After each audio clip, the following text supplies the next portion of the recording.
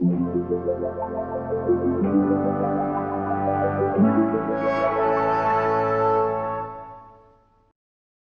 episode of Analog Resurgence brought to you by Skillshare. Stick around after the video to learn more.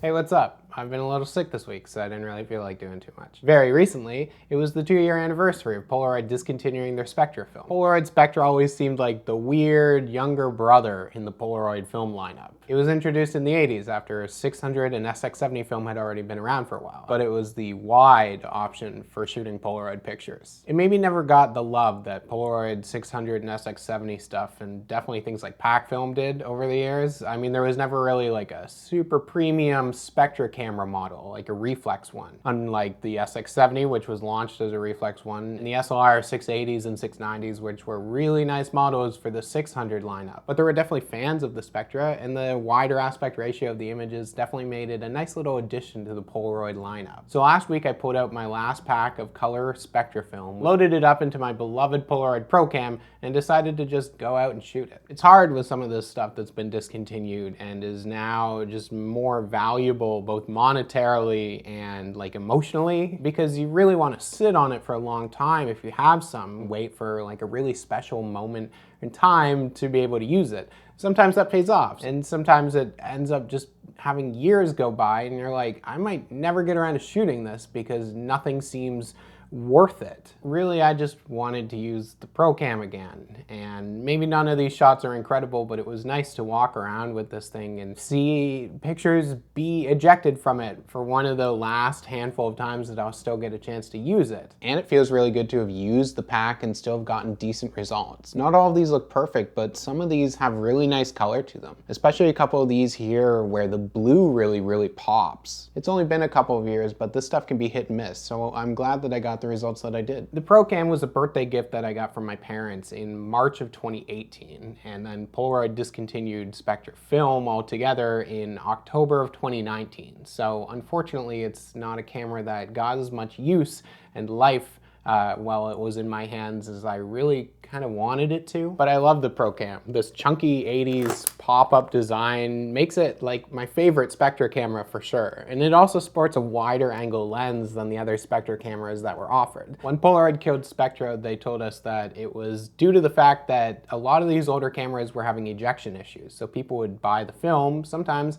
at a pretty decently high price tag, and then their cameras would jam entirely because the film wasn't able to come out of them. They were saying that the cameras were too old and the aging electronics. The batteries in the packs weren't powerful enough to power the cameras anymore. And I know a lot of people like to voice their own thoughts about why Polaroid discontinued SPECTRA, and some people will definitely say that it was the film's thickness, or that they were just too lazy, or they decided that they wanted to retool the machine so that they could instead pursue things like the Polaroid Go film, which is the smaller stuff they make now. Some of that definitely might be true, and I'm sure it was a bunch of things that ultimately led to them deciding not to produce it anymore. So on October 3rd of 2019, Polaroid announced that they were discontinuing SPECTRA altogether. The audacity, and on Mean Girls Day of all days as well. It's October 3rd. On the 24th anniversary of the OJ trial verdict. Well, it is finally official. Murder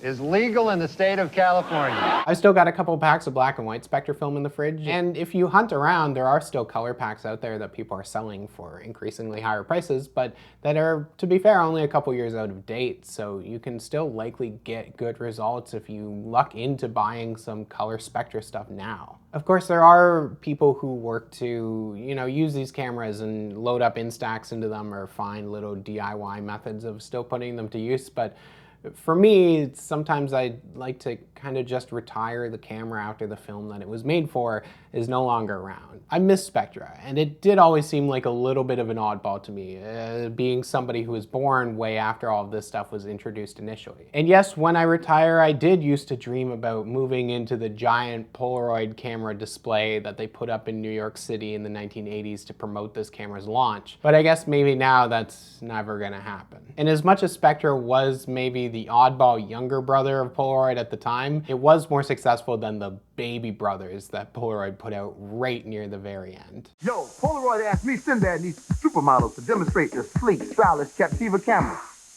Ready? Big thank you to Skillshare for sponsoring this video today. Skillshare is a massive online learning community that offers courses covering an absolutely insane variety of topics in order for you to learn, explore, and dive deeper into your own creativity. Whenever I'm working with film scans here on the channel of Super 8 and 16, I use DaVinci Resolve for my own color grading, a program that is incredible, but complex. Through courses on Skillshare like Adam Schraby's color grading crash course in DaVinci Resolve, these skills and programs become so much more accessible for you to use yourself. Skillshare has no ads and is always dropping hot new courses for you to check out. So honestly, instead of wasting your time in film school like I did, check out Skillshare. The first 1,000 people to use the link in the description of this video will get a 1-month free trial of Skillshare Premium. Thank you so much for watching, and there is still good Spectra film out there if you can find it. It never got rebranded from Polaroid Originals to just Polaroid. It unfortunately was killed off right before that rebranding. So if you can find any of the Polaroid Originals stuff from the last few years, then you might be in luck. You can check out some stuff down in the description. There's a Patreon for the channel as well as a little bit of merch if you want to support the channel at all. And as always, thank you so much. Shoot the stuff that's in your fridge if you've got it, because there's no time like the present, and a lot of this stuff isn't getting any younger. And enjoy it.